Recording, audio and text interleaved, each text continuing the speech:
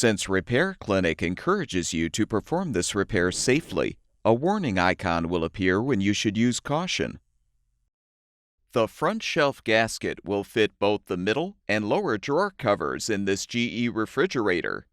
If you're replacing the gasket on the lower drawer cover, you'll need to fully remove both the middle drawer and the lower drawer.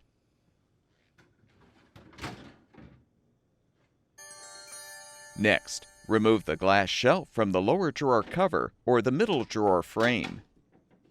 Lift the cover or frame up and forward to remove. You can now detach the old front gasket, if still intact.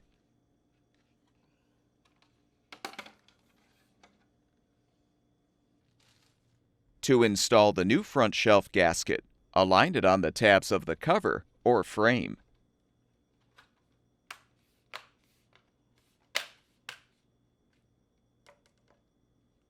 Now align the rear notches of the cover or frame over the rear liner support posts, then lower the component onto the front posts.